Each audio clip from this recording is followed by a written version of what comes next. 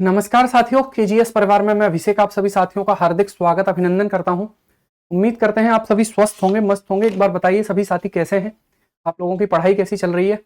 कल क्लास भी नहीं हो पाई थी आपकी, भाई उसके लिए मैं क्षमा चाहता हूं, क्योंकि कल मेरी तबीयत बहुत खराब थी और इसी वजह से क्लास नहीं हो पाई थी।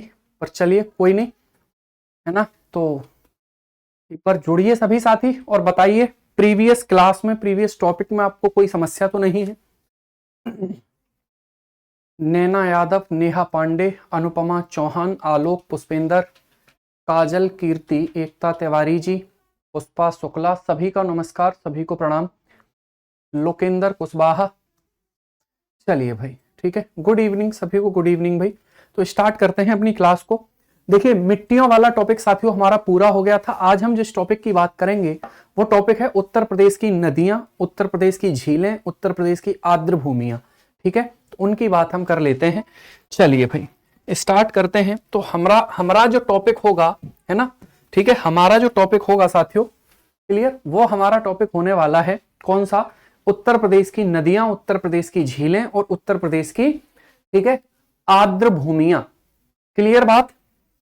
तो लगा लेते हैं हेडिंग। ठीक है, टॉपिक जो है साथियों हमारा वो होगा उत्तर प्रदेश, उत्तर प्रदेश, उत्तर प्रदेश की नदियां, नदियां, झीलें, झीलें एवं आर्द्र भूमियां, एवं आर्द्र भूमियां। ठीक है, एवं आर्द्र भूमियां। क्लियर, ये टॉपिक हम आज पढ़ेंगे भाई।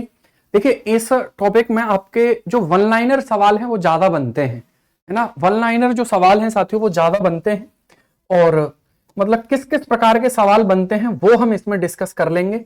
रिवर्स, है ना, lake and wetlands of Uttar Pradesh, of Uttar Pradesh, of Uttar Pradesh. ठीक है, तो ये हमारा आज का टॉपिक रहेगा साथियों, झीलें, नदियां। अच्छा ये बताइए, इंडियन ज्योग्राफी में आपने नदियां पढ़ी हैं क्या? अभी इंडियन ज्योग्राफी में आपने नदियां पढ़ी हैं क्या?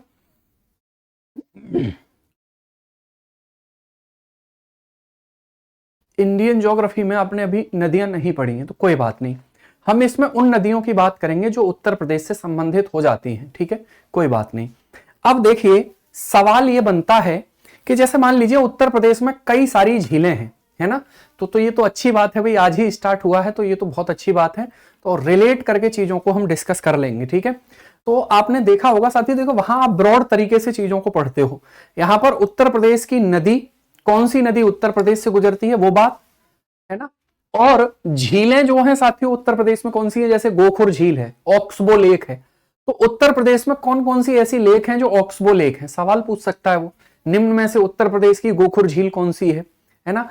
किस प्रकार से कौन सी नदी कहां बहती है? अच्छा मुझे ये बताओ, उत्तर प्रदेश में गिरवा नदी कहां बहती है? मैं सवाल पूछता हूं दो तीन, फिर हम आगे बढ़ेंगे भाई। ठीक है, उत्तर प्रदेश में साथियों गिरवा नदी जो है वो कहां पर बहती है, बताओ। गिरवा नदी या गेरवा नदी भी, गेरोवा नदी भी उसको कहा जाता है, बोलो भाई।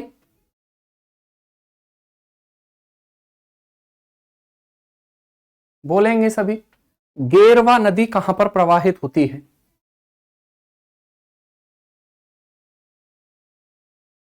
चलिए नहीं पता, ठीक है कोई बात नहीं। अच्छा ये बताइए बेलन नदी कहां प्रवाहित होती है? बेलन नदी कहां पर प्रवाहित होती है? बेलन नदी, बेलन नदी।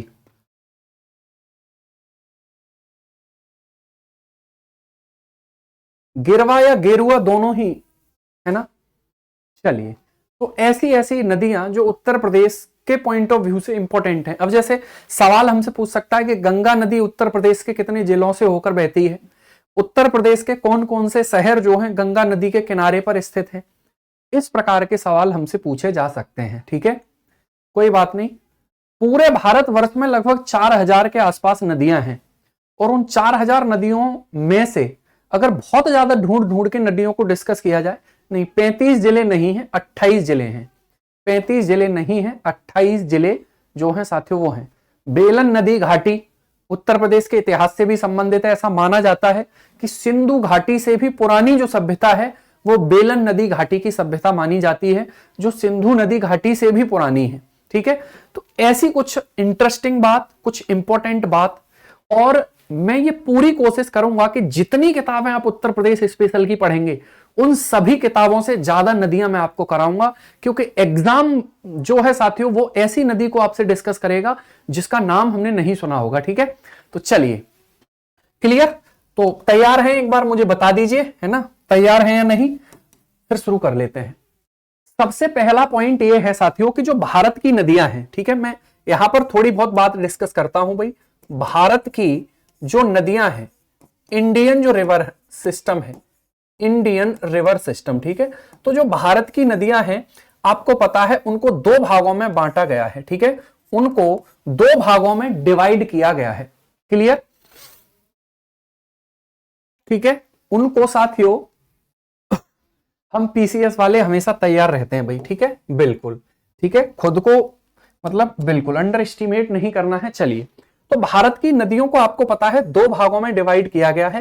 एक है हिमालय नदी तंत्र, एक है हिमालय नदी तंत्र। एक कौन सा होगा? हिमालयन रिवर सिस्टम, हिमालयन नदी तंत्र हो जाएगा। ठीक है, एक हमारा साथियों क्या होगा? तो वो होगा हिमालयन रिवर सिस्टम। ठीक है, हिमालयन रिवर सिस्टम होगा। दूसरा जो है हमारा वो कौन सा होगा? प्रायद्वीपीय नदी तंत्र, प्रायद्वीपीय नदी तंत्र। ठीक है, दूसरा कौन सा होगा? तो वो होगा peninsular river system, peninsular river system. ठीक है, पेनिनसुलर रिवर सिस्टम, ये दूसरा नदी तंत्र हो गया। अगर हम बात करेंगे यहां पर, समझिए, अब इधर फोकस करेंगे, मैं हर नदी के बारे में आपको डिस्कस करूंगा, चिंता मत करिए। जो गेरवा नदी है वो नेपाल की सीमा से निकलकर आती है और वो कतरनिया घाट जो बहराइच का क्षेत्र है वहां पर वो प्रवाहित होती है। बेलन नदी सोनभद्र में प्रवाहित होती है। ठीक है, बेलन नदी जो है सोनभद्र में प्रवाहित होती है। सबकी हम बात कर लेंगे, चिंता मत करिए। ठीक है, इधर देखो, तो ये हमने यहां पर देखा कि जो साथियों हमारा एक हिमालयन नदी तंत्र है और एक प्रायद्वीपीय नदी तंत्र हो जाता है। इन दोनों की विशेषताएं आपको पता है कि इसकी क्या विशेषताएं हैं, ये आपको डिस्कस होगी। इसकी जो विशेषताएं हैं वो आपको पता होगी। ये नदियां सदा नीरा नदियां होती हैं, इनमें वर्ष भर पानी रहता है क्योंकि ये नदियां ग्लेशियर से निकलती हैं। ये नदियां पठारों से निकलती हैं, झीलों से निकलती हैं, इसलिए इन नदियों में मतलब वर्ष भर पानी नहीं रहता। ये जो नदियां हैं साथियों ये मौसमी नदियां होती हैं। ये बातें आपने यहां पर पढ़ी होंगी। ठीक है, लेकिन साथियों जब हम उत्तर प्रदेश की नदियों की बात करते हैं तो उसमें कुछ एक बातें हमें सीखनी है। सबसे पहले अगर हम बात करेंगे कि नदी जो है वो होती क्या है, ठीक है, तो सबसे पहला पॉइंट ये है साथियों, नदी क्या होती है ना, नदी जो है वो क्या होती है, रिवर जो है साथियों वो क्या, कौन सी ऐसी धारा है जिसको हम रिवर कहते हैं। तो रिवर आपको पता है साथियों ये जो है ये किसी भी जल की बहती हुई प्राकृतिक धारा को ही नदी कहा जाता है। ठीक है, अगर हम बात करेंगे साथियों तो प्राकृतिक अपवाह, प्राकृतिक अपवाह जो है, ठीक है, प्राकृतिक अपवाह जो है उसी को हम नदी के रूप में जानते हैं, यानी कि जो नेचुरल ड्रेनेज है साथियों उसी को हम नदी के रूप में जानते हैं। किसके रूप में जानते हैं? उसको हम नदी के रूप में जानते हैं, जो नेचुरल ड्रेनेज होता है। अगर हम ड्रेनेज की बात करेंगे तो ड्रेनेज का मतलब है एक मुख्य नदी और उसकी जो सहायक नदियां होती हैं, उसकी जो सहायक नदियां होती हैं ये हमारी ट्रिब्यूटरी हो जाएंगी। ठीक है, ये क्या हो जाएंगी साथियों? ट्रिब्यूटरी हो जाएंगी। ये हमारी मेन रिवर हो जाएगी, मेन रिवर, है ना। और ये मुख्य नदी और ट्रिब्यूटरी को मिलाकर जो नदी बनेगी, जो नदी तंत्र बनेगा, उसी को हम साथियों क्या नाम देंगे? उसी को हम नाम देंगे ड्रेनेज यानी कि अपवाह। ठीक है, क्या नाम दिया जाएगा उसका? उसी का नाम ड्रेनेज यानी कि अपवाह दिया जाएगा। अगले पॉइंट पर अगर बात करेंगे तो समझिएगा नदियां नदियां कृषि प्रधान देश की, नदियां कृषि प्रधान देश की सांस्कृतिक मतलब कल्चरल, सांस्कृतिक एवं आर्थिक, ठीक है, कृषि प्रधान देश में, ठीक है, जो नदियां हैं साथियों वो कृषि प्रधान देश में सांस्कृतिक एवं आर्थिक महत्व रखती हैं, क्लियर, कैसा महत्व रखती हैं? तो इनकी देखिए सांस्कृतिक यानी कि उत्तर प्रदेश की जो है साथियों वो हमें देखने के लिए मिलेगा कहां पर, तो वो हमें कुछ नदियां ऐसी हैं जो धार्मिक महत्व भी रखती हैं, कुछ नदियां ऐसी हैं जो साथियों हमारी आर्थिक महत्व भी रखती हैं, और आर्थिक महत्व तो कितना इंपॉर्टेंट है नदियों का ये आप सीखेंगे भाई, है ना। चलिए, है ना भाई, बिल्कुल बना लीजिए, निश्चित रूप से बना लीजिए। अपवाह तंत्र का मतलब यह होता है कि एक मेन रिवर और उसकी सहायक नदियां जो हैं साथियों, ठीक है, उसकी सहायक नदियां जो हैं उसकी जब हम बात करते हैं, ठीक है, तो वो हमारी क्या हो जाएगी, वो हमारी प्राकृतिक अपवाह प्रणाली उसको कहा जाएगा, यानी कि नदी जो होती है वो प्राकृतिक रूप से प्रवाहित होती है, ठीक है, क्लियर, बिल्कुल। चलिए प्लीज आप आपस में क्यों बात कर रहे हैं भाई, है ना, कुछ याद आ गया, डीएस भाई हैं, है ना, और कई लोग हैं जो आपस में, अरुण कुमार जी हैं, हो सकता है आपको चीजें पता हो, ठीक है, लेकिन सुनिए समझिए, है ना। आगे चलते हैं, अगले पॉइंट पर चलते हैं। तो ये साथियों जो है आर्थिक महत्व रखती हैं। अब देखिए उत्तर प्रदेश में कुछ नदियां ऐसी हैं, आर्थिक महत्व भी इनका इंपॉर्टेंट है, क्योंकि जब हम उत्तर प्रदेश की संस्कृति पढ़ते हैं तब वहां पर नदियों का आर्थिक महत्व हमसे पूछा जाता है, ठीक है। सांस्कृतिक महत्व, आर्थिक नहीं, सांस्कृतिक महत्व जब हम आर्ट एंड कल्चर वाला पार्ट डिस्कस करते हैं तो वहां हमसे डिस्कस किया जाता है। आर्थिक इनका महत्व है ही, क्योंकि अगर उत्तर प्रदेश में गंगा यमुना के साथियों मैदान देखने के लिए मिलते हैं तो कृषि भी वहां बहुत होती है, और मैंने शुरुआत में बताया था कृषि वहां बहुत होती है, जनसंख्या में उसके कारण बहुत सारी वृद्धि हमें देखने के लिए मिलती है, क्योंकि वहां मैदानों में सबसे ज्यादा जनसंख्या निवास करती है, ठीक है, क्लियर। अब बात यह आती है साथियों कि जो हमारी नदी है, ठीक है, जो हमारी उत्तर प्रदेश की नदी है उनको 3 भागों में बांटा गया है, यानी कि ये भारत के नदी तंत्र से बहुत अलग नहीं होगा, ध्यान रहे। उत्तर प्रदेश, अच्छा ये बताइए गंगा नदी उत्तर प्रदेश में कहां से प्रवेश करती है, बोलिए, आंसर करिए सब। उत्तर प्रदेश की नदियों को 3 भागों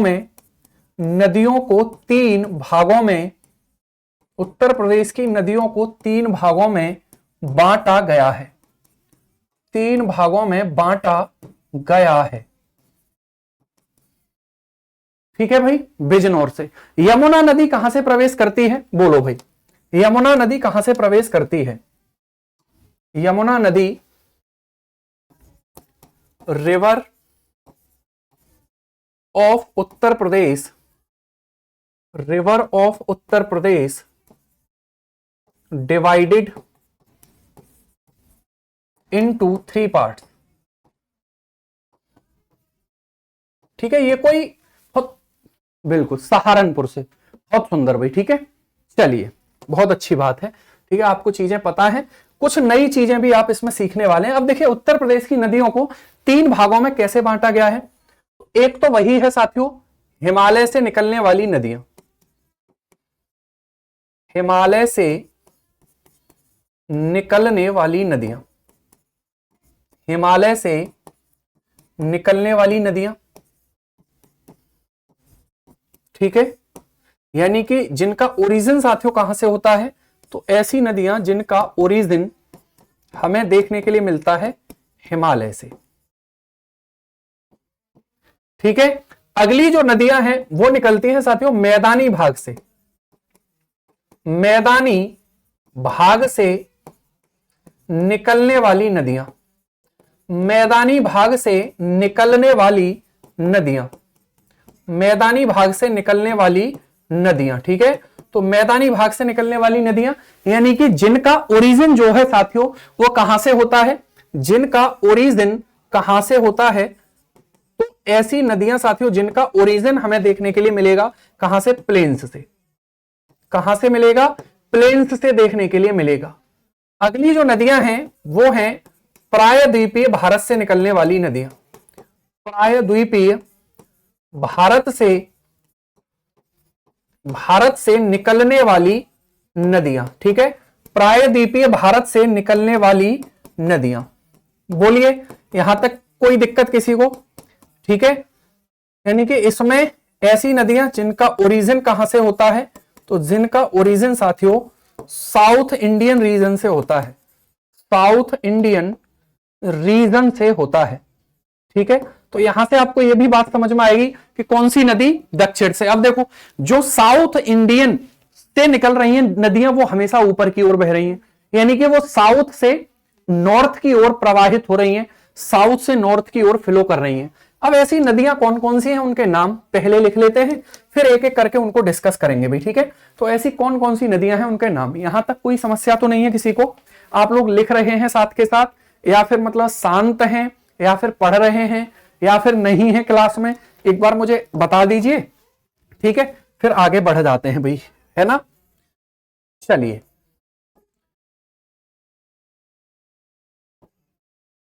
प्लेन्स हो गए, ठीक है, ओरिजिन ये जो है साउथ इंडियन रिवर से हो रहा है, बिल्कुल बहुत अच्छी बात है भाई। साथ के साथ देखिए जो कुछ एक पॉइंट पे हम ऐसा है कि मतलब पीपीटी का प्रयोग करेंगे, लेकिन है ना पूरा का पूरा हम लिखेंगे ना तो वो ज्यादा अच्छी बात होगी। गुरुजी इसी प्लेटफॉर्म पे हूं, बहुत सुंदर भाई आज, ठीक है, नजर ना लग जाए आप लोगों को, आप बहुत शांत हैं आज, ठीक है, अच्छी बात है, पर शांति रहिए, कोई बात नहीं, ठीक है, नहीं लगेगी नजर, चिंता मत करिए। तो देखिए साथियों अगर हम बात करेंगे इसमें तो इसमें एक नदी जो सबसे इंपॉर्टेंट है उत्तर प्रदेश के लिहाज से वो है गंगा नदी। कौन सी नदी है? वो है साथियों गंगा नदी, ठीक है ना। दूसरी जो इंपॉर्टेंट नदी है यमुना नदी। यमुना नदी कौन सी नदी है? यमुना नदी हो जाएगी। तीसरी जो नदी है साथियों, तीसरी जो नदी है वो है रामगंगा नदी। कौन सी है? रामगंगा नदी। रामगंगा नदी हो जाएगी। अगली जो नदी है शारदा नदी हो जाएगी, ठीक है, कौन सी नदी? शारदा नदी। शारदा नदी, ठीक है, शारदा नदी हो जाएगी। अगली जो नदी है हिंडन नदी हो जाएगी। हिंडन नदी कौन सी हो जाएगी? हिंडन नदी हमारी हो जाती है। ये सभी नदियां जो है साथियों वो हमारी कहां से निकलती हैं? तो ये हिमालय से निकलती हैं।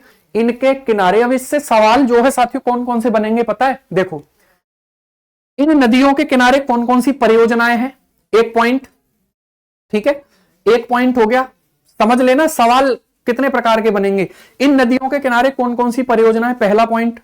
इन नदियों के किनारे कौन कौन से नगर बसे हुए हैं, दूसरा पॉइंट। इन नदियों ने किसके झील का निर्माण किया है, तीसरा पॉइंट हो गया, ठीक है। ये नदियों से कौन कौन सी नहरें निकाली गई हैं, चौथा पॉइंट हो गया। क्लियर हो गई बात? तो ये जो है साथियों ये बहुत इंपॉर्टेंट बात यहां पर हो जाएगी। तो बहुत सारे पॉइंट इनसे बनने वाले हैं। और अगर देखिए यहां से सवाल पता है कैसे बनते हैं, मैच कराने के लिए सवाल आते हैं कि ये चार परियोजनाएं हैं, चार नदियां हैं, चार नदियां हैं, चार नगर हैं।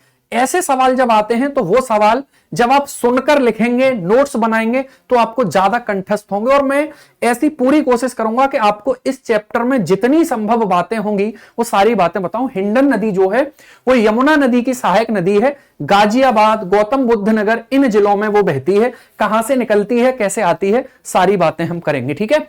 मैं पूरी मतलब आपको उम्मीद देता हूं कि आपने इससे पहले नदियों के बारे में ऐसी बातें नहीं सुनी होंगी जो हम यहां पर करने वाले हैं, ठीक है, बिल्कुल। चलिए आगे बढ़ जाए। हाँ भाई आलमगीरपुर, ये सारी बातें इसमें आएंगी, बिल्कुल। आलमगीरपुर इसी नदी के किनारे पर देखने के लिए मिलता है ना, बहुत सुंदर भाई, ठीक है। चलिए आगे बात करते हैं तो समझिए। देखो अगर हम इन नदियों की बात करेंगे तो इसमें गोमती नदी आपको पता है फुलहर झील से निकलती है, पीलीभीत से निकलती है, मैदान से निकलकर मैदान में ही मिल जाती है। तो गोमती नदी आएगी इसमें। गोमती नदी कौन सी आएगी? गोमती नदी इसमें आ जाएगी साथियों। अगर हम बात करेंगे अगली नदी की, ठीक है, तो वो आएगी हमारी कौन सी? ईसन नदी। कौन सी आएगी? ईसन नदी। ईसन नदी आ जाएगी। ईसन नदी के बाद एक नदी आएगी वरुणा नदी। वरुणा, ठीक है, ये इंपॉर्टेंट नदी है, वरुणा नदी आ जाएगी, और एक आ जाएगी साथियों पांडो नदी। पांडो नदी, ये वे नदियां हैं जो मैदानों से निकलती हैं और मैदान में ही साथियों कहां पर मिल जाती हैं, तो मैदान में ही अन्य सहायक नदियों में मिल जाती हैं। गोमती नदी लखनऊ वाली सर, हाँ बिल्कुल वही लखनऊ वाली, ठीक है, तो वही गोमती नदी हमारी हो जाती है। और ठीक है, अगले पॉइंट पर जब हम बात करेंगे तो साउथ इंडिया से कौन कौन सी नदियां निकलती हैं जो साथियों मतलब उत्तर भारत की नदियों में या उत्तर प्रदेश में प्रवाहित होती हैं, है ना, क्लियर। अगर हम बात करते हैं अगले पॉइंट पर, तो इसमें साथियों जैसे हम देखेंगे, ठीक है, सोन नदी आएगी, सोन नदी, सोन नदी, अगर हम सोन नदी की बात करेंगे, फिर बेतवा नदी आएगी, एक कौन सी, बेतवा नदी, ठीक है, बेतवा नदी आ जाएगी, और एक नदी जो है वो होगी केन नदी, केन नदी, ठीक है, केन नदी हमारी हो जाती है। इनके नाम इंग्लिश में भी यही होंगे, है ना क्लियर हो गई बात। तो इनके नाम जो है इंग्लिश में भी साथियों यही हो जाएंगे, है ना, तो इसलिए मैंने यहां पर इंग्लिश नहीं लिखी है क्योंकि बहुत ज्यादा रायता हमें नहीं फैलाना है, आप लिख लेना, ठीक है, क्लियर हो गई बात यहां तक। आगे चलें, अगले पॉइंट पर चलें भैया। सवाल पता है ऐसे ही सवाल पूछ लेगा कि कौन सी नदी जो है ऐसी नदी है जो मैदान से निकलकर मैदान में ही मिल जाती है, वो यमुना नदी तंत्र में आएगी। कौन सी नदी, चंबल नदी, किस में आएगी, यमुना नदी तंत्र में आएगी वो, ठीक है। शारदा नदी के साथ ही हम घाघरा नदी की बात भी कर लेंगे, शारदा नदी के साथ ही हम घाघरा नदी की बात भी कर लेंगे, ठीक है भैया, क्लियर हो गई बात। हिंडन नदी, इधर ये नदियां वैसी हैं, इनकी सहायक नदियां कौन कौन सी हैं और ये कहां से निकलती हैं, वो सारी बातें हम करने वाले हैं। सर जी चंबल नदी लो लिख देते हैं भैया, है ना, जो चंबल नदी है वो कहां से निकलती है, मध्य प्रदेश से निकलती है, मैं यहां लिख देता हूं चंबल नदी। खुश हो गए आप लोग अब, चंबल नदी, ठीक है, तो चंबल नदी यहां पर लिख ली है, ठीक है। ऐसा नहीं है कि इतनी ही सारी नदियां पढ़नी है क्या सर हमें, ऐसा नहीं है, बहुत सारी नदियां हैं, सबको डिस्कस करेंगे एक एक करके, ठीक है भाई। चलिए यहां तक कोई समस्या किसी को, बोलिए जल्दी से।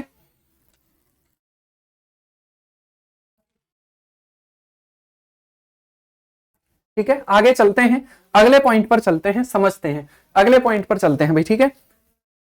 इसको नोट कर लिया क्या आपने, आगे बढ़ते हैं।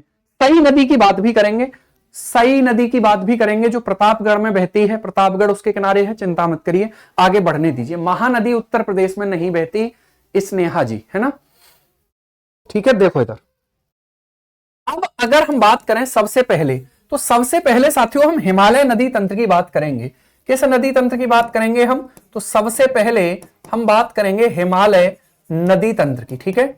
हिमालय नदी तंत्र की बात होगी, किसकी बात होगी साथियों, हिमालय नदी तंत्र की बात होगी, हिमालयन रिवर सिस्टम की बात करेंगे, Himalayan river system, Himalayan river system की बात हम करने वाले हैं, ठीक है। तो सबसे पहले हम बात करेंगे साथियों हिमालयन रिवर सिस्टम की। देखिए हिमालयन रिवर सिस्टम की विशेषताएं क्या होती हैं, मैं विशेषताएं लिख नहीं रहा हूं लेकिन पॉइंट्स में आपको बोल रहा हूं, आप चाहें तो लिख सकते हैं, ठीक है। चलिए बिल्कुल, नदियों का उद्गम भी पता होना चाहिए क्या गुरुजी, बिल्कुल पता होना चाहिए, बिल्कुल पता होना चाहिए नदियों का उद्गम। सरयू रिवर, घाघरा रिवर, अरे वो बात होगी वहां, ठीक है। इधर देखो, हिमालय नदी तंत्र की यह विशेषता होती है, इन नदियों का जो उद्गम है, इन नदियों का जो उद्गम है, इन नदियों का जो ओरिजिन है वो कहां से होता है, तो सदैव ग्लेशियर, सदैव ग्लेशियर से होता है ना। यानी कि अगर हम बात करेंगे ऑलवेज ग्लेशियर से ये नदियां निकलती हैं, ऑलवेज ग्लेशियर से इन नदियों का उद्गम होता है। दूसरा पॉइंट, इन्हें सदा नीरा, सदा नीरा या बारहमासी नदी, यह बारहमासी नदी कहा जाता है, ठीक है। ये सभी नदियां या तो सदानीरा होती हैं या बारहमासी नदियां होती हैं, यानी कि पेरेनियल रिवर ये होती है। कैसी रिवर होती हैं ये, तो ये साथियों पेरेनियल रिवर होती है, क्लियर हुई बात, ठीक है। यानी कि, और ये जो नदियां हैं, अब क्योंकि जो पूरा का पूरा हिमालय है कैसे बना हुआ है, तो हिमालय का जो निर्माण है साथियों वो कौन सी चट्टानों से, अवसादी चट्टान से बना हुआ है, सेडिमेंट्री रॉक्स से बना हुआ है। और जब वो सेडिमेंट्री रॉक्स से बना हुआ है, हम जानते हैं सेडिमेंट्री जो चट्टानें हैं, अवसादी तल छटी जो चट्टानें हैं कोमल होती हैं, कोमल होती हैं, तो इनका अपक्षय अपर्दन अधिक होता है।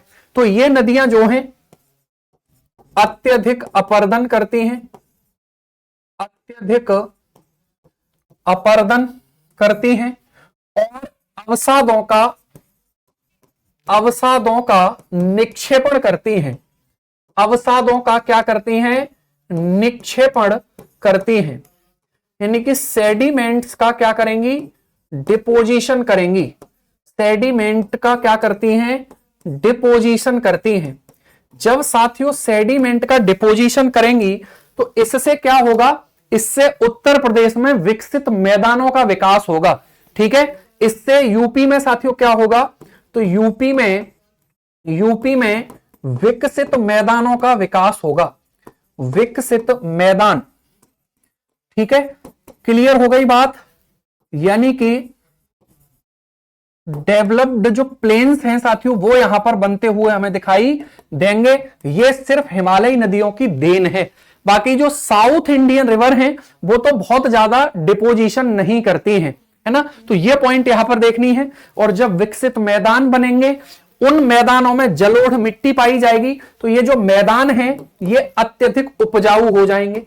कैसे हो जाएंगे ये मैदान, तो ये अत्यधिक उपजाऊ मैदान हो जाएंगे। ठीक है, अत्यधिक उपजाऊ मैदान हो जाते हैं। तो इसी वजह से उत्तर प्रदेश में साथियों कई सारी जो कृषि है, ठीक है, वो हमें ठीक ठाक देखने के लिए मिल जाती हैं। क्लियर हो गई बात, क्लियर हो गई बात। ठीक है, यहां तक कोई समस्या किसी को। अगले पॉइंट पर बात कर लेते हैं, अगले पॉइंट पर बात कर लेते हैं। ठीक है, चौथा पॉइंट हमारा ये हो जाएगा, चौथा पॉइंट ये हो जाएगा।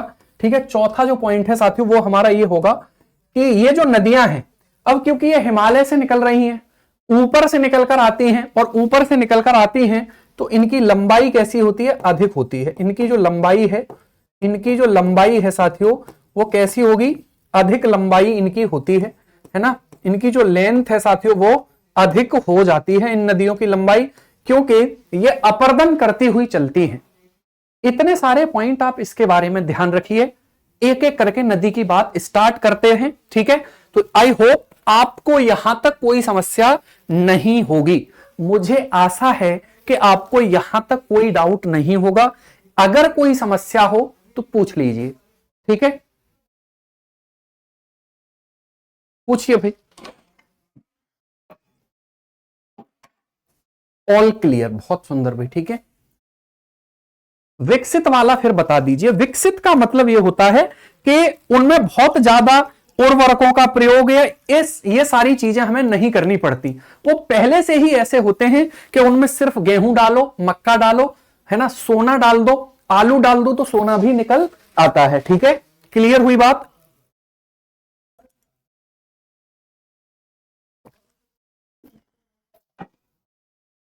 चलिए भाई आगे चलते हैं अगले पॉइंट पर। अगला हमारा पॉइंट होगा, सबसे पहली गंगा नदी तंत्र की बात करेंगे। और गंगा नदी से संबंधित जो है साथियों वो हम जब बात करेंगे, ठीक है, तो उत्तर प्रदेश और भारत दोनों को, मतलब डायग्राम में तो सारी नदियां मैं लिखूंगा ही, है ना, तो उत्तर प्रदेश से रिलेटेड जो संभव बातें होंगी उनको करेंगे। आप हेडिंग डालेंगे गंगा नदी तंत्र, गंगा नदी तंत्र। ठीक है, गंगा नदी तंत्र की हम बात करने वाले हैं। Ganga river system, Ganga river system. ठीक है, गंगा रिवर सिस्टम। तो जब हम साथियों गंगा रिवर सिस्टम की बात करेंगे, ठीक है, गंगा नदी तंत्र की हम बात करेंगे, तो समझिएगा सबसे पहली बात तो यही है कि गंगा नदी तंत्र जो है वो, ठीक है, चलिए सर सच में आलू से सोना निकलता है क्या? आप इतने भोले कैसे बन गए एकदम, ठीक है। मैंने वो बात जो है ह्यूमर को क्रिएट करने के लिए बोली थी, और ये बात तो सच ही है कहीं ना कहीं।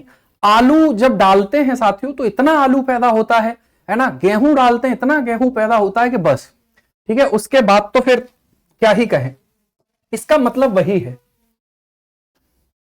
चलिए, तो जब हम गंगा नदी तंत्र की बात करेंगे तो इसको समझ लेते हैं, ठीक है। ये जो है साथियों, ये भारत का सबसे बड़ा नदी तंत्र है। ये जो है, ये गंगा नदी तंत्र, आपको पता है ये भारत का सबसे बड़ा नदी तंत्र है, ठीक है। ये भारत का सबसे बड़ा नदी तंत्र है।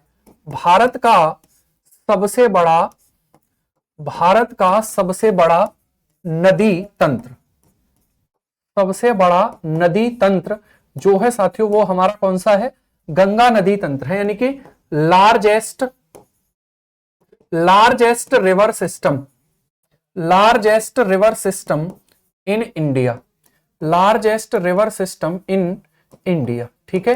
तो भारत का सबसे बड़ा नदी तंत्र कौन सा है, वो हमारा हो जाएगा गंगा नदी तंत्र। कौन सा हो जाएगा, गंगा नदी तंत्र, ठीक है। अगर हम यहां पर बात करते हैं तो समझिएगा, यानी कि गंगा नदी जो है साथियों, गंगा रिवर की जब हम बात करेंगे, ठीक है, गंगा रिवर की जब हम बात करते हैं तो वो कितने राज्यों में प्रवाहित होती है, राज्य यानी कि स्टेट कितने हैं जिनमें वो प्रवाहित होगी, तो स्टेट हमारे साथियों कितने हो जाएंगे, तो ये देखिए, ये निकलती है उत्तराखंड से। कहां से निकलती है ये, तो ये निकलती है उत्तराखंड से, ठीक है। कहां से निकलेगी, ये निकलती है साथियों उत्तराखंड से, ठीक है। गंगा नदी जो है वो हमारी उत्तराखंड से निकलकर आती है। क्लियर हो गई बात, उत्तराखंड से ये निकलती है और आगे बढ़ती है। आगे ये बढ़ती है, कहां पर जाती है, ठीक है, ठीक है। चलिए, आगे ये बढ़ती है और आगे ये कहां पहुंचती है साथियों, तो ये पहुंचती है उत्तर प्रदेश में, ये पहुंचती है उत्तर प्रदेश, ठीक है। ये कहां पहुंचेगी, तो ये साथियों हमारी पहुंचेगी उत्तर प्रदेश में। क्लियर, तो ये पॉइंट आपको याद रखना है कि उत्तराखंड के बाद ये उत्तर प्रदेश, उत्तर प्रदेश के बाद ये नदी कहां पहुंचती है, उत्तर प्रदेश के बाद ये एंट्री मारती है बिहार में। कहां पर, बिहार में एंटर होती है, तो ये बिहार में एंटर होगी, ठीक है। उसके बाद साथियों ये कहां एंटर होगी, तो उसके बाद ये झारखंड में, ठीक है, झारखंड में प्रवेश करती है। कहां पर प्रवेश करती है, झारखंड में प्रवेश करती है, ठीक है। झारखंड के बाद ये साथियों कहां पर प्रवेश करेगी, तो समझ लेते हैं इस चीज को भी, ठीक है। झारखंड के बाद जो ये नदी है ये हमारी कहां पर जाएगी, तो झारखंड के बाद ये जाती है पश्चिम बंगाल में। कहां पर जाती है, पश्चिम बंगाल में ये चली जाती है, पश्चिम बंगाल, ठीक है। पश्चिम बंगाल में चली जाएगी झारखंड के बाद। उसके बाद ये कहां जाती है, अब देखिए ये 5 राज्य हो गए। कितने राज्य हो गए, ये 5 राज्य हो जाते हैं, ठीक है। इसके बाद साथियों ये नदी कहां प्रवेश करेगी, तो ये नदी प्रवेश करेगी कहां पर, बांग्लादेश, बांग्लादेश है ना, बांग्लादेश में प्रवेश कर जाएगी, ठीक है। बांग्लादेश में प्रवेश करते ही यहां पर इधर से इसको एक नदी आती हुई दिखाई देगी, यानी कि इस साइड से साथियों इसमें एक नदी यहां पर आकर मिलती है ना, यहां से एक नदी इसको आकर मिलती है, और वो नदी कौन सी है हमारी, तो वो नदी बांग्लादेश में ही इसमें आकर मिलती है। उस नदी का नाम क्या है, तो उस नदी का नाम है ब्रह्मपुत्र। क्या नाम है, ब्रह्मपुत्र नदी, ठीक है। ब्रह्मपुत्र नदी इसको आकर मिलती है बांग्लादेश में। कहां पर मिलती है, बांग्लादेश में मिलती है। और बांग्लादेश के बाद ये नदी साथियों है ना, मेघना का रूप लेती हुई, मेघना का रूप लेती हुई, ठीक है, किसका, मेघना का रूप लेती हुई कहां गिर जाती है, तो बंगाल की खाड़ी में गिर जाती है। कहां पर गिरेगी, बंगाल की खाड़ी में, यानी कि बे ऑफ बंगाल जो है साथियों उसमें ये नदी गिर जाती है। और उस नदी में गिरने से पहले, उस खाड़ी में गिरने से पहले ये विश्व का सबसे बड़ा नदी डेल्टा बनाती है, जिसका नाम है साथियों है ना, झारखंड के साहेबगंज से जो है ये गुजरती है, झारखंड के साहेबगंज से ये गुजरती है, ठीक है। तो ये क्या बनाती है, यहां पर ये बनाती है सुंदरवन का डेल्टा। क्या बनाएगी यहां पर, सुंदरवन का डेल्टा बनाती है, ठीक है। सुंदरवन का डेल्टा ये निर्मित करती है, जो सबसे बड़ा डेल्टा हो जाएगा। झारखंड के ये साहेबगंज जिले से बहती है, केवल एक ही जिले से बहती है, झारखंड साहेबगंज। ठीक है, यानी कि इसकी जो लंबाई है वो सबसे कम कहां पर है, झारखंड में। गंगा नदी की कुल लंबाई का सबसे कम हिस्सा झारखंड में, और अगर हम बात करेंगे सर्वाधिक हिस्सा, तो सर्वाधिक हिस्सा उत्तर प्रदेश में। सर्वाधिक भाग इसका कहां पर है, तो सर्वाधिक भाग इसका उत्तर प्रदेश से गुजरता है। कितनी लंबाई है, कैसे क्या है, सारी चीजों को डिस्कस करेंगे। ठीक है, देखिए नदियों के नाम कुछ एक पुरानी परंपराओं के आधार पर रखे गए हैं, अलग अलग तरीके से नाम रखे गए हैं, कुछ वहां की स्थानीय कारकों के आधार पर रखे गए हैं। तो कोई एक विशेष जो नाम होंगे हम उनको डिस्कस करते रहेंगे, चिंता मत करिए। ठीक है, क्लियर, तो यहां तक कोई समस्या तो नहीं है।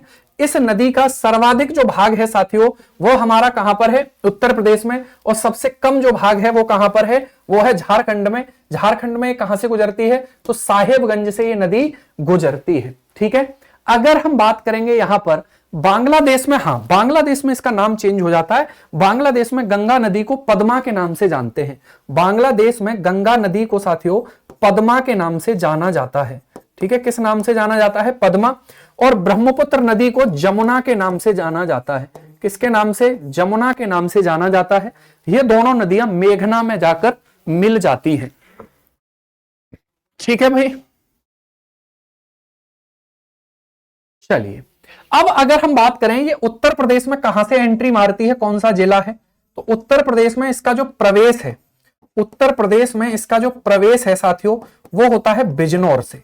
कहां से होता है, बिजनौर से होता है। ठीक है, उत्तर प्रदेश में जो इसका एंट्री है वो कहां से होगी, तो वो होगी बिजनौर जिले से। कहां से हो जाएगी, बिजनौर जिले से। और उत्तर प्रदेश से ये बाहर बिहार में एंटर करती है, तो यानी कि बाहर ये किस जिले से होगी, तो बाहर ये होती है साथियों बलिया से। कौन से जिले से होती है, बलिया जिले से ये बाहर हो जाती है। क्लियर हो गई बात, तो आई होप आपको यहां तक कोई डाउट नहीं होगा। ठीक है, चलिए आगे बढ़ते हैं, अगले पॉइंट पर बात करते हैं। इसका थोड़ा सा डायग्राम मैं बनाता हूं। अब आप ये मत कहिएगा कि सर ये तो सब भारत की ज्योग्राफी में आएगा, है ना, ये यूपी स्पेशल में तो नहीं आएगा।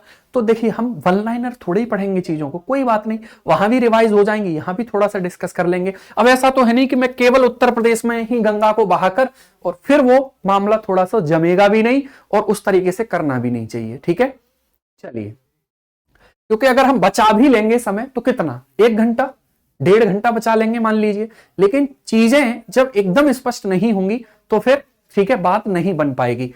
बस देखिए ये सिस्टम है पूरा कि अगर हम बहुत जल्दी करेंगे तो ज्यादा से ज्यादा मान लीजिए 4-6 घंटे पहले हो जाएगा। अगर हम थोड़ा सा, मतलब मैं सिलेबस की बात नहीं कर रहा हूं, मैं एक आइडिया दे रहा हूं आपको, अगर हम थोड़ा सा एक्स्ट्रा पढ़ लेंगे तो 1-2 घंटे आगे, समझ रहे हैं ना। जैसे होता है ना कि अगर हम किसी भी चीज पर खर्च कर रहे हैं, तो अगर हम 1 लाख की कोई चीज ले रहे हैं तो 2,000 रुपए बचा लेंगे तो चीज खराब आ जाएगी, और 2,000 एक्स्ट्रा अगर डाल दिए तो फिर तो बस ठीक है, उसके बाद तो पूजे जाएंगे आप लोग, है ना, या कोई भी। अब इसका डायग्राम बनाते हैं, तो ये एक पॉइंट आपको क्लियर हुआ होगा, 5 राज्यों में ये प्रवाहित होती है। लेकिन साथियों यहां पर एक नोट डालना है, और वो नोट ये है, ठीक है, वो नोट ये है कि गंगा नदी का अपवाह तंत्र, गंगा नदी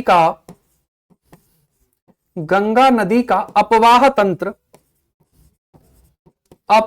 तंत्र या रिवर बेसिन कह लीजिए इसको। ठीक है, रिवर बेसिन नदी द्रोणी, ठीक है, अपवाह तंत्र लगभग भारत के लगभग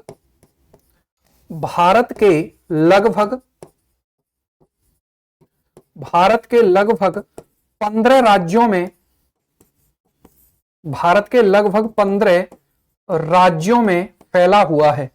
15 राज्यों में फैला हुआ है, 15 राज्यों में साथियों क्या है, फैला हुआ है। तो इसका जो अपवाह तंत्र है वो लगभग 15 राज्यों में फैला हुआ है। ठीक है, कितने राज्यों में, 15 राज्यों में साथियों इसका जो अपवाह तंत्र है वो हमारा फैला हुआ है। ये बात आपको ध्यान रखनी है, यानी कि इसमें जो सहायक नदियां हैं कई सारी, वो लगभग इतने राज्यों से आकर गंगा नदी में मिल रही हैं। इतने राज्यों की नदियों का जल लगभग आकर गंगा नदी में मिल रहा है ना। क्लियर हुई बात आपको? नदी तंत्र का मतलब क्या होता है? जैसे मान लीजिए अगर हम बॉडी की बात करेंगे तो बॉडी में जितने अंग पाचन से संबंधित हैं वो सब अंग मिलकर पाचन तंत्र बनाते हैं। जितने अंग ब्लड से संबंधित हैं वो सभी अंग मिलकर ब्लड सर्कुलेटरी सिस्टम बनाते हैं। एक नदी और उसमें कई सारी नदियां आकर मिल रही हो तो वो पूरा का पूरा जो है साथियों, उसको हम क्या कहते हैं? उसको हम रिवर बेसिन या नदी तंत्र के नाम से जानते हैं। गंगा नदी, जैसे मान लीजिए आप अगर कोई व्यक्ति मान लीजिए साथियों मथुरा, वृंदावन या आगरा इन जगह पर रहता है, तो इसका मतलब यह है कि वो गंगा नदी द्रोणी के क्षेत्र में रह रहा है। वहां उसके खेतों में जो सिंचाई हो रही है वो गंगा नदी है, उसकी सहायक नदी यमुना या उसकी भी सहायक नदी कोई चंबल वगैरह से सिंचाई हो रही है, तो वो नदी तंत्र का ही तो हिस्सा आएगा। जैसे कोई बात नहीं भाई, समझ लेते हैं। देखो ये है गंगा नदी, ये कौन सी नदी है? गंगा नदी, ठीक है। ये है गंगा नदी, इसकी सहायक नदी कौन सी? यमुना नदी। इसकी सहायक नदी कौन सी?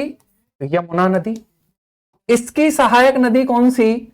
चंबल नदी। इसकी सहायक नदी कौन सी? चंबल नदी।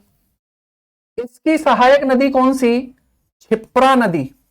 कौन सी? क्षिप्रा नदी, ठीक है। ये पूरा का पूरा नदी तंत्र हो जाएगा। ये पूरा का पूरा जो है साथियों, ये क्या हो गया? ये नदी तंत्र हो गया, ठीक है। क्लियर हो गई बात आपको?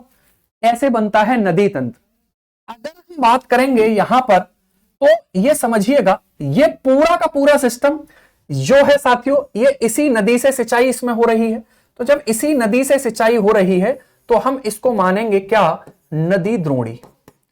नदी द्रोणी क्षेत्र, नदी द्रोणी क्षेत्र, रिवर बेसिन, ठीक है। जहां से नदी जल को इकट्ठा कर रही है उसको बोला जाता है जल ग्रहण क्षेत्र। ये सब आप ज्योग्राफी में पढ़ोगे, जल ग्रहण क्षेत्र, कैचमेंट एरिया, कैचमेंट एरिया, ठीक है। क्लियर हो गई बात? हाँ बना सकते हैं, छोटा मोटा डायग्राम है, बना सकते हैं। मेरे क्वेश्चन का आपने जवाब ही नहीं दिया सर, पर इट्स ओके। अरे इतना दुख क्यों लें जीवन में? बताइए क्या सवाल है आपका, पूछिए, ठीक है। तो अब चलते हैं अगले पॉइंट पर, और अगला हमारा जो पॉइंट होगा है ना, गंगा नदी 5 राज्यों में बहती है। मैं 5 राज्य अलग अलग आपको लिख देता हूं। पहले हम उत्तराखंड को लिखते हैं, ठीक है।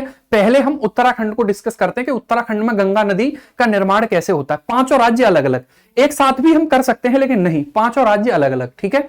चलिए, तो सबसे पहले हम बात करते हैं गंगा नदी की, और गंगा नदी कहां से निकलती है उसको डिस्कस करते हैं। तो देखिए, एक ग्लेशियर है यहां पर जिसका नाम है साथियों क्या?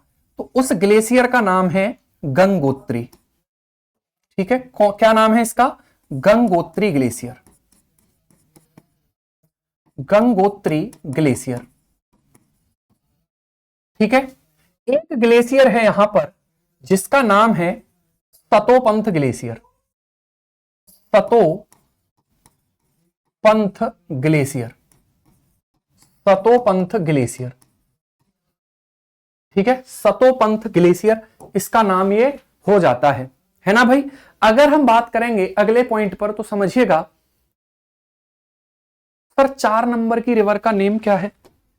कौन सी? अच्छा, क्षिप्रा नदी, क्षिप्रा, है ना। उज्जैन में जो कुंभ का मेला लगता है, किस नदी के किनारे उस मेले का आयोजन किया जाता है? कौन सी नदी होगी? क्षिप्रा नदी। उज्जैन में जो कुंभ का मेले का आयोजन होता है किस नदी के किनारे होता है? क्षिप्रा नदी के किनारे उसका आयोजन हो जाता है, ठीक है। चलो आगे देखो, सतोपंथ ग्लेशियर, ये दोनों ग्लेशियर किस हिमालय में आते हैं? महान हिमालय में आते हैं। किस हिमालय में आते हैं? महान हिमालय में ये ग्लेशियर आते हैं। अब देखिए यहां पर साथियों होगा क्या, यहां से गंगोत्री ग्लेशियर से एक नदी निकलती है ना, गंगोत्री ग्लेशियर से एक नदी निकलती है, और उस नदी का नाम है भागीरथी नदी, भागीरथी नदी, भागीरथी रिवर। यहां से एक नदी निकलती है, उस नदी का नाम है साथियों क्या? उस नदी का नाम है अलकनंदा नदी। क्या नाम है? अलकनंदा नदी। ठीक है, अलकनंदा नदी उसका नाम हो जाता है, अलकनंदा नदी उसका नाम हो जाता है। अब देखिए ये दोनों नदियां देवप्रयाग में मिल जाती हैं और ये देवप्रयाग उत्तराखंड में है। देवप्रयाग में ये नदियां मिल जाती हैं और जो देवप्रयाग है वहां पर जब ये मिलती हैं तो इनका नाम क्या हो जाता है? गंगा नदी इनका नाम हो जाता है। क्या हो जाएगा इनका नाम? तो इनका नाम साथियों गंगा नदी हो जाता है। ठीक है, क्लियर? हाँ, इसको तो बनाना है भाई। अगर हम बात यहां पर करेंगे तो समझिएगा, ठीक है, देखिए यहां पर एक नदी इसको आकर मिलती है विष्णु प्रयाग, सॉरी उसका नाम है साथियों धौली गंगा। धौली गंगा, देखिए ये सभी नाम इंग्लिश में सेम होंगे तो मैं चाहूंगा तो इंग्लिश में भी लिख दूंगा। धौली गंगा एक नदी है, धौली गंगा एक नदी है जो कहां पर मिलती है? तो विष्णु प्रयाग में जाकर मिलती है। कहां पर? विष्णु प्रयाग में जाकर मिल जाती है, विष्णु प्रयाग में। ठीक है, उसके बाद साथियों एक नदी इसको मिलेगी जो नंदाकिनी नदी होगी, नंदाकिनी नदी हो जाएगी। नंदाकिनी नदी की अगर हम बात करेंगे तो ये कहां मिलेगी? ये मिलेगी नंद प्रयाग में। कहां पर मिलेगी? नंद प्रयाग में जाकर के मिल जाती है। ठीक है, नंद प्रयाग में जाकर मिलेगी। एक नदी साथियों इसमें आकर मिलती है, उसका नाम है पिंडार नदी। कौन सी है? पिंडार नदी। ठीक है, पिंडार नदी। आप जब इंडियन ज्योग्राफी पढ़ोगे ना तो वहां पर ये चीजें और ज्यादा क्लियर होंगी, तो इसलिए कुछ एक इंपॉर्टेंट बातें मैं आपके सामने यहां पर प्रस्तुत कर रहा हूं। ठीक है, तो नंद प्रयाग हो गया। पिंडार नदी जो है साथियों वो कहां मिलेगी? कर्ण प्रयाग में जाकर मिल जाएगी, कर्ण प्रयाग। ठीक है, पंच प्रयाग कहां स्थित है? उत्तराखंड में स्थित है।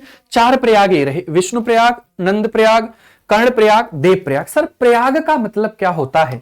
ऐसी 2 धार्मिक या पवित्र नदियां जिस स्थान पर मिलती हैं, जिन नदियों का अपना धार्मिक महत्व होता है, ऐसी 2 नदियां जब मिलती हैं तो ऐसे स्थान को प्रयाग कहा जाता है। क्लियर हो गई बात? अब कहेंगे कि सर हर जगह नदियां मिल रही हैं तो वहां पर तो नाम नहीं, तो बिल्कुल मैंने क्या बोला, जिन नदियों का धार्मिक महत्व होता है वो नदियां जब यहां पर मिलती हैं साथियों तो वो उन्हीं को हम प्रयाग बोलते हैं। क्लियर हो गई बात? सर ये कैसे तय करेंगे कि इसका धार्मिक महत्व है? करने की जरूरत ही नहीं है तय, क्यों करें जरूरत? ठीक है, बस याद रख लीजिए। अब अगर हम अगले पॉइंट पर बात करेंगे तो यहां से साथियों एक नदी आ रही है चोराबारी ग्लेशियर से। चोराबारी ग्लेशियर ये भी महान हिमालय में है, चोराबारी ग्लेशियर। ठीक है, तो जो चोराबारी ग्लेशियर है इसकी जब हम बात करते हैं तो इससे एक नदी आ रही है मंदाकिनी नदी, मंदाकिनी नदी। और ये जो मंदाकिनी नदी है ये रुद्रप्रयाग में जाकर मिल रही है। मंदाकिनी नदी कहां पर जाकर मिल रही है? तो ये पॉइंट है रुद्रप्रयाग, रुद्रप्रयाग। तो ये पंच प्रयाग हमारे हो जाते हैं, रुद्रप्रयाग में जाकर ये मिल जाती है। ठीक है भाई, क्लियर हो गई बात आपको? अगर हम बात करेंगे भागीरथी नदी में, यहां पर एक नदी आकर मिल रही है। ठीक है, उस नदी का नाम है साथियों भीलांगना नदी। ये कौन सी है? भीलांगना नदी है, भीलांगना नदी। और भागीरथी और भीलांगना नदी जहां मिलती हैं वहां पर ही बना हुआ है टेहरी बांध। ठीक है, भागीरथी और भीलांगना नदी जहां मिलती हैं वहां बना हुआ है टेहरी बांध, है ना। जैसे अगर हम बात करेंगे हीराकुंड बांध की तो हीराकुंड बांध कौन सी नदी पर है? तो आप कहेंगे माही नदी, सॉरी महानदी। आप मुझे बताइए महानदी, महानदी और किस नदी पर हीराकुंड बांध बना हुआ है? क्या क्लास चल रही है प्रॉपर? बफरिंग हो रही है क्या? बोलिए एक बार। एक मिनट रुकिए, चेक करा लेते हैं। ठीक है, नहीं हो रही। ठीक है भाई, ठीक हो गया, कोई बात नहीं।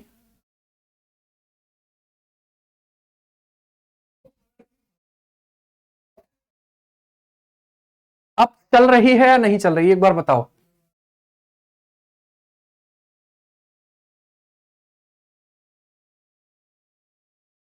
ठीक है, भागीरथी में हीराकुंड, अरे भाई भागीरथी में हीराकुंड बांध नहीं है।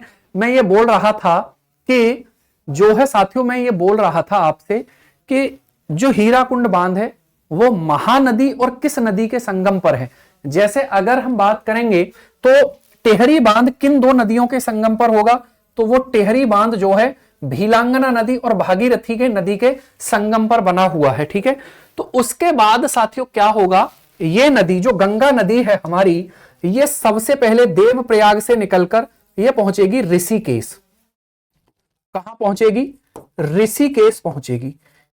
ऋषिकेश ये पहुंचती है और आपको पता है कि ऋषिकेश में ही लोग जो है साथियों क्या करते हैं, वो नाव का जो नौकायन होता है, ठीक है, उसको यहां पर किया जाता है, क्योंकि गंगा नदी जो है यहां पहाड़ों में इस प्रकार से बह रही है।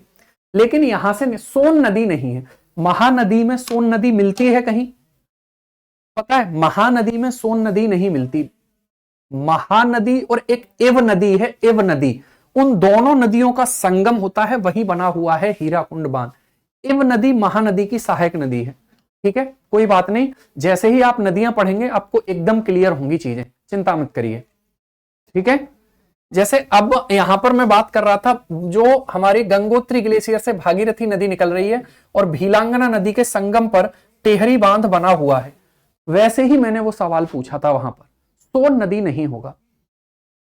ठीक है, चलिए तो इधर आइए अब, है ना, इधर आइए, सवाल इधर आइए भाई। ठीक है, तो ऋषिकेश में ये नदी पहुंचती है और ऋषिकेश के बाद ये नदी कहां पहुंचेगी? तो ये पहुंचेगी हरिद्वार।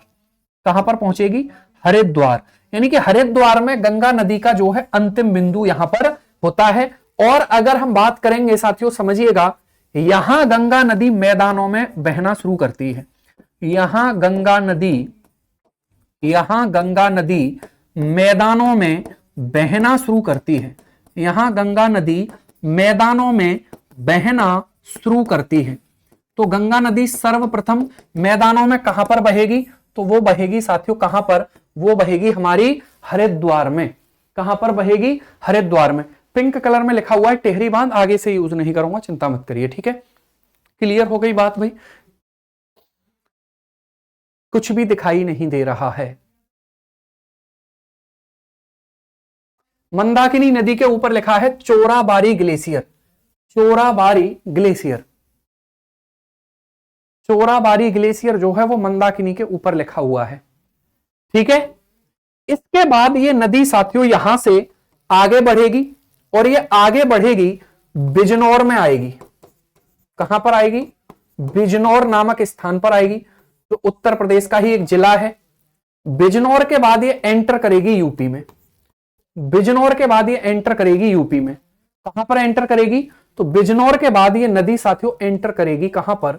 यूपी यानी कि उत्तर प्रदेश में, है ना। हाँ, इससे पहले ये हिमालय में बह रही थी। हिमालय के बाद पहली बार मैदानों में ये नदी बहती है। मैदानों में ये नदी बहती है। ठीक है, अरे भाई प्रश्न ऊपर चला जाता है फिर दिखाई नहीं देता। बता दीजिए क्या प्रश्न है आपके, देख लेते हैं। ठीक है, तो आई होप यहां तक की बात आपको क्लियर हुई होगी। बोलिए एक बार, यहां तक कोई डाउट, कोई समस्या तो नहीं है किसी को भाई? यहां तक साथियों कोई डाउट, कोई समस्या तो नहीं है? बोलिए एक बार जल्दी से। ठीक है, तो देखिए हमने बात करी थी उत्तर प्रदेश की नदियों की, और जब हम उत्तर प्रदेश की नदियों की बात कर रहे थे, पहले हमने उन्हें डिवाइड किया, उसके बाद हमने हिमालय नदी तंत्र को थोड़ा सा डिस्कस किया, है ना भाई। ठीक है, और उसके बाद हमने गंगा नदी तंत्र की बात करी और गंगा नदी कितने राज्यों में प्रवाहित हो रही है वो सब डिस्कस कर लिया, और हमने ये देखा यहां पर। उसके बाद हमने उत्तराखंड में गंगा नदी की स्थिति को देखा। आगे कल हम बात करेंगे यहां से आगे की। ठीक है, और यहां से आगे की जो बातें होंगी वो इंपॉर्टेंट बातें होंगी, वो उत्तर प्रदेश को लेकर हम बात करेंगे। तो आई होप आपको यहां तक की बात क्लियर होगी। कोई भी डाउट, कोई सवाल आपका हो तो मुझसे पूछ लीजिए भाई। ठीक है, हरिद्वार कौन से स्टेट में है? हरिद्वार जो है वो उत्तराखंड में आता है राहुल जी। ठीक है,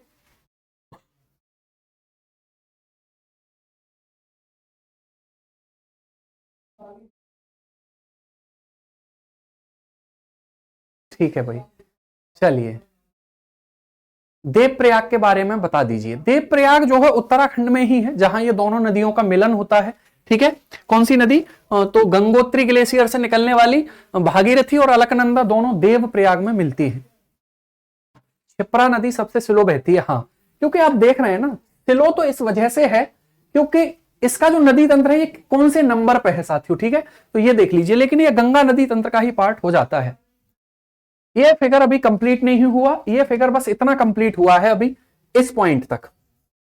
इस पॉइंट पे आएंगे, फिर इस पॉइंट पे आएंगे, लेकिन यहां पर ज्यादा बातें नहीं, ठीक है। इस पॉइंट को हमें कल बहुत अच्छे से पढ़ना है, इसको लेकर। पंच प्रयागों को याद करने की कोई ट्रिक है, ठीक है, तो पंच प्रयागों को याद करने की क्या ही ट्रिक होगी, 4 बार बना लेना इसको, फिर उसके बाद ये कहेंगे कि प्लीज हमें भूल जाइए आप, प्लीज हमें भूल जाइए आप। 5 बार बना लीजिए इसको, ठीक है, उसके बाद ये खुद कहेंगे आपसे कि क्यों आप हमें याद किए हुए हो, भूल जाओ।